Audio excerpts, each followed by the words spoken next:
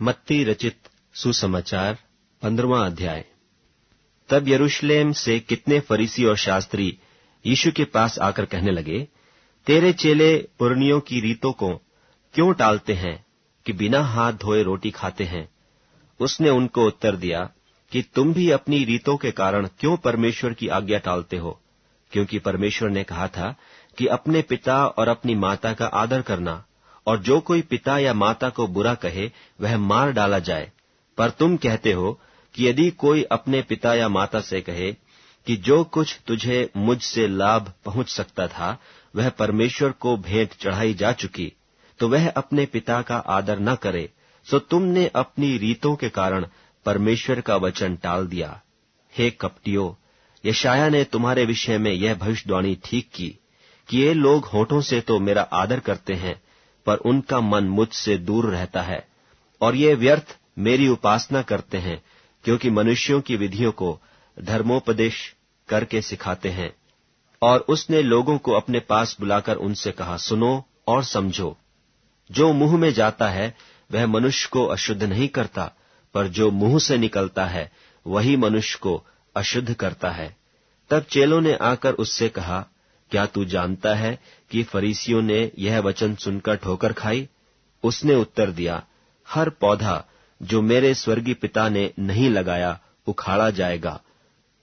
उनको जाने दो, वे अंधे मार्ग दिखाने वाले हैं, और अंधा यदि अंधे को मार्ग दिखाए तो दोनों गड्ढे में गिर पड़ेंगे। यह सुनकर पतरस ने उससे कहा, यह दृष्टांत हमें समझा दे। उसने कहा, क्या तुम भी अब तक ना समझ हो? क्या नहीं समझते कि जो कुछ मुंह में जाता वह पेट में पड़ता है और संडास में निकल जाता है, पर जो कुछ मुंह से निकलता है वह मन से निकलता है, और वही मनुष्य को अशुद्ध करता है। क्योंकि कुचिंता, हत्या, परस्त्री गमन, व्यभिचार, चोरी, झूठी गवाही और निंदा मन ही से निकलती हैं। यही हैं जो मनुष्य को अशुद्ध करती हैं, परंतु हाथ बिना धोए भोजन करना मनुष्य को अशुद्ध नहीं करता। यीशु वहां से निकलकर सूर और सैदा के देशों की ओर चला गया, और देखो, उस देश से एक कनानी स्त्री निकली और चिल्लाकर कहने लगी, हे प्रभु, दाऊद के संतान, मुझ पर दया कर, मेरी बेटी को दुष्टात्मा बहुत सता रहा है। पर उसने उसे कुछ उत्तर न दिया, और उसके चेलों ने आकर उससे विनती कर कहा, इसे विदा कर, क्योंकि वह हमारे पीछे चिल्लाती आती है। उसने उत्तर दिया कि इस्राएल के घराने की खोई हुई भेड़ों को छोड़ मैं किसी के पास नहीं भेजा गया। पर वह आई और उसे प्रणाम करके कहने लगी, हे प्रभु, मेरी सहायता कर। उसने उत्तर दिया कि लड़कों की रोटी लेकर कुत्तों के आगे डालना अच्छा नहीं। उसने कहा, सत्य है प्रभु, पर कुत्ते भी वह चूर चार खाते हैं जो उनके स्वामियों की मेज से गिरते हैं।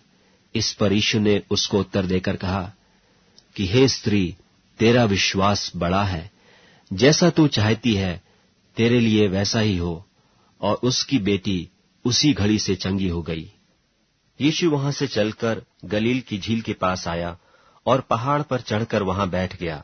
और भीड़ पर भीड़ लंगड़ों, अंधों, गूंगों, टुंडों और बहुत औरों को लेकर उसके पास आए, और उन्हें उसके पांवों पर डाल दिया, और उसने उन्हें चंगा किया। सो जब लोगों ने देखा कि गूंगे बोलते और टुंडे चंगे होते और लंगड़े चलते और अंधे देखते हैं, तो अचंभा करके इस्राएल के परमेश्वर की बड़ाई की। यीशु ने अपने चेलों को बुलाकर कहा, मुझे इस भीड़ पर तरस आता है, क्योंकि वे 3 दिन से मेरे साथ हैं और उनके पास कुछ खाने को नहीं, और मैं उन्हें भूखा विदा करना नहीं चाहता, कहीं ऐसा न हो कि मार्ग में थक कर रह जाएं। चेलों ने उससे कहा, हमें इस जंगल में कहां से इतनी रोटी मिलेगी कि हम इतनी बड़ी भीड़ को तृप्त करें? यीशु ने उनसे पूछा, तुम्हारे पास कितनी रोटियां हैं? उन्होंने कहा, 7 और थोड़ी सी छोटी मछलियां। तब उसने लोगों को भूमि पर बैठने की आज्ञा दी, और उन 7 रोटियों और मछलियों को ले धन्यवाद करके तोड़ा और अपने चेलों को देता गया, और चेले लोगों को। सो सब खाकर तृप्त हो गए, और बचे हुए टुकड़ों से भरे हुए 7 टोकरे उठाए। और खाने वाले स्त्रियों और बालकों को छोड़ 4000 पुरुष थे। तब वह भीड़ को विदा करके नाव पर चढ़ गया और मगदन देश के सिवानों में आया।